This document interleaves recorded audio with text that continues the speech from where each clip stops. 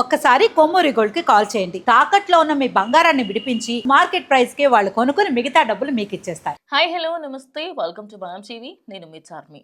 మనం టీవీ ఉన్నది మన కోసం. ప్రతి క్షణం ప్రతి నిమిషం ప్రతి గడియ మన కోసం శ్రమిస్తున్న పోలీసులను గౌరవిద్దాం. బోరబండలో ఓ ఘోరం జరిగింది. ఈ బోరబండ అనే కాదు, హైదరాబాద్లో ఈ మధ్య కాలంలో జరుగుతున్న పంచాయతీలు చూస్తూ ఉంటే అసలు భార్యాభర్తలు అసలు ఈ మధ్యకాలం పెళ్లి చేసుకోకుర్రి, ప్రశాంతంగా సింగిల్ లైఫ్ ఉంటున్నారు అని అనిపిస్తుంది. ఇంకా అట్లా కూడా మనకు జీవితాలు చక్కగా లేవనుకొని మరి ఏం జరిగింది ఏందనేది మాట్లాడదాము. అయితే సరస్వతి అనే ఒక ఆవిడ అండ్ అదేవిధంగా ఆంజనేయులు అని వీళ్ళిద్దరూ బోరబండ దగ్గర ఉంటున్నారు. వాళ్ళిద్దరికి సంబంధించి మంచిగా ఉంది, వాళ్ళు హ్యాపీగా ఉన్నారు కొన్ని రోజులు. సడన్గా ఏమైందో తెలియదు, రోకల్ బండ తీసుకొచ్చి నెత్తి మీద వాళ్ళ కొట్టిండు. కథ ఇంకా అమ్మాయి చనిపోయింది. దానికి సంబంధించి దానికి అంటే ఇంకా విషయాలు ఇన్డెప్త్గా అడిగితే ఆయన ఏమని చెప్తున్నాడంటే భార్య అక్రమ సంబంధం పెట్టుకుంది అని, అందుకోసం అని చెప్పేసి ఆ తరహాలో వీళ్ళిద్దరికి గొడవలు జరిగి మెల్లమెల్ల ఎట్లా అంటే ఆ కోపంలో ఉండి ఒకసారి ఇంకా సరే నువ్వు నాకు వద్దు అని చెప్పేసి అనకుండా డైరెక్ట్గా ప్రాణాలు తీయడానికి చూసారు. నాకు ఒక విషయం అర్థమవుతలేదు, ఇక్కడ అమ్మాయిలదా ప్రాబ్లము, అబ్బాయిలదా, ఆంటీలదా, అంకుల్లదా, ఎవరిది అసలు? అంటే సింగిల్గా ఉంటే అదేమంటారు ఎక్స్లు వచ్చి చంపుతారు. మొన్న ఒకటి అమెరికాలో చూసినాము. లేదు ఇదంతా కాదు అని చెప్పేసి హ్యాపీగా పెళ్లి చేసుకుందాము అంటే కులం పేరుతో చంపుతారు. ఇదంతా వద్దు డైరెక్ట్గా ప్రేమించి పెళ్లి చేసుకుందాము అంటే ప్రేమించినందుకు తల్లిదండ్రులు చంపుతారు. ఇదంతా కాదు మీరు పెళ్లి చేయుర్రి మేము హ్యాపీగా ఉంటాము అటువంటిలో తీసుకురండి అని చెప్పి తల్లిదండ్రులు చూసి పెళ్లి చేస్తే భార్యాభర్తకు నచ్చక వాళ్ళిద్దరు అక్రమ సంబంధాలు పెట్టుకుని వాళ్ళు చంపుకుంటున్నారు. సో ఎట్ ద ఎండ్ సావు కన్ఫామ్. అది కూడా చంపాల, వాళ్ళు చచ్చిపోరు, మనమే చంపాలి, అట్లనే ఉంది. అంటే ఈ జనరేషన్ మారిందని చెప్పి హ్యాపీగా ఫీల్ అవ్వాలా, టెక్నాలజీ పెరిగిందని హ్యాపీగా ఫీల్ అవ్వాలో నాకు అర్థమవుతలేదు.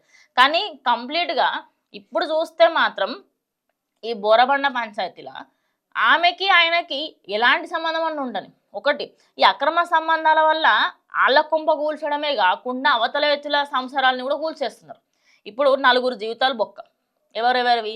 ఇటు సరస్వతిది బాయే, అటున ఇప్పుడు జైల్లో కటకట జైల్లో ఉండాలాయే. ఇప్పుడు ఆయనకి సంబంధించి రేపటి రోజు ఎవరినైతే అక్రమ సంబంధం పెట్టుకుందో వాళ్ళ భార్య ఆయన ఏం చెప్తుంది ఎవరికి తెలుసు? అవునా కాదా? ఇలాంటివన్నీ చూసినప్పుడే జస్ట్ ఒక్కసారైనా మనకు అనిపించాలి కదా మనం ఎవరితో ఉంటున్నాము, ఏం చేస్తున్నాము. అందుకోసమనే ఎవరైనా చూస్ చేసుకునేటప్పుడు కూడా భార్యని కానీ భర్తను కానీ చూస్ చేసుకునేటప్పుడు ఎంత జాగ్రత్తగా ఉండాలి, ఎంత కరెక్ట్గా మీరు మెయింటైన్ చేయాలి సిచ్యువేషన్స్ని అనేటివి అన్నీ చెప్తా ఉంటారు. అడ్వకేట్లు లేరా? కోర్టులు లేవా? ఎందుకు? ఇది నేను ప్రతిరోజు చెప్తానే ఉంటా. పోలీసులు లేరా? నీకు సంబంధించి బాధినా అని చెప్తున్నారు, వాళ్ళు వింటారు కదా. వాళ్ళ మీద కేసు ఫైల్ చేస్తారు, ఇట్లా నా భార్య అక్రమ సంబంధం పెట్టుకుని దానికి సంబంధించి ఆయన అరెస్ట్ చేయండి అనో, లేకపోతే దానికి సంబంధించి కోర్టులకు వెళ్ళడమో, లాయర్లతో డివోర్స్లు తీపించుకోవడం, ఇన్ని ఆప్షన్లు ఉన్నాయి కదా. ఎందుకు చంపుకోవడమే ఆప్షన్గా పెట్టుకున్నారు? ఇప్పుడు ఆయన మీద ఒకటి, ఆ అమ్మాయిని ఇప్పుడు గాంధీ హాస్పిటల్ తీసుకెళ్ళి అక్కడ పోస్ట్ మార్టం అంతా నిర్వహించారు. ఆమెకు సంబంధించి ఇంకా ఆమె లైఫ్ అయిపోయింది.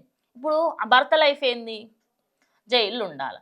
జైల్లో ఉండి ఇంకా ఆ బతికేందుకు? ఆ జైల్లో ఉండే బతుకు అదేదో మీరిద్దరు హ్యాపీగా ఉండి అసలు అక్రమ సంబంధాలు పెట్టుకోకుండా ఉంటే మీకు ముళ్ళేం పోతుంది? పోనీ మీకు ఆయనతో సంబంధం చక్కగా లేదు, సరే ఒప్పుకుంటా, అంతా వదిలేసేయండి. మీకు సంబంధాలు నచ్చట్లేవు, విడిపోండి. ఆప్షన్ లేదా?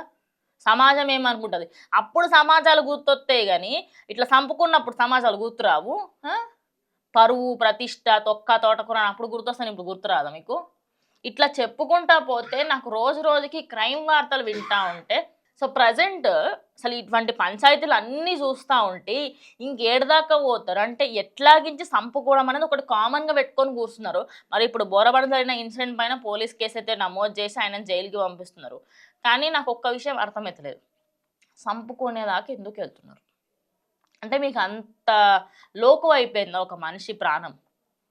మగాళ్ళు ఆడవాళ్ళు అందరు ఇంతే తయారయ్యారు, ఒక్కోళ్ళు ఇద్దరని కాదు, ప్రతి ఒక్కరు ఇంతని బిహేవ్ చేస్తున్నారు. అయితే భర్తను చంపుతా, లేకపోతే భార్యను చంపుడు, భార్యలే భర్తను చంపుడు, ఏంది లేకుండా పిల్లల్ని చంపుకున్నాడు. ఏమి కుదరో పిల్లల్ని చంపుడు.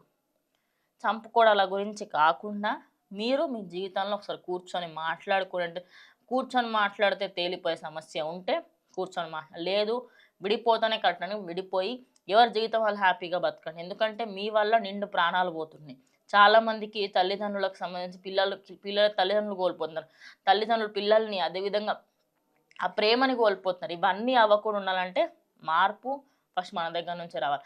ఇలాంటివన్నీ విన్నప్పుడైనా కొంచెమన్నా మనం సిగ్గు తెచ్చుకొని ఎవరిని చూస్ చేసుకుంటున్నాము, క్యాస్టు, కులాలు, మతాలు ఇవన్నిటికి అతీతంగా మనము ఏది చేసినా కూడా రేపటి రోజు ఇలాంటి సిచ్యువేషన్ మన పేరు న్యూస్లోకి మనం ఎక్కకూడదు. ఎప్పుడు కూడా మనం న్యూసెన్స్ అవ్వకూడదు ఎవరికి అనే దాన్ని ఒక్కసారి మనం గుర్తుపెట్టుకుంటే చాలా చాలా బెటర్గా ఉంటుంది. మరి ఇన్సిడెంట్కి సంబంధించి మీరేమనుకుంటున్నారు? దానికి సంబంధించి ఖచ్చితంగా కమెంట్ చేయండి. ఇది వాడి వీడియో, ఇంకో వీడియోతో మళ్ళీ కలుస్తాం. అంతలో కీప్ వాచింగ్ మనం టీవీ.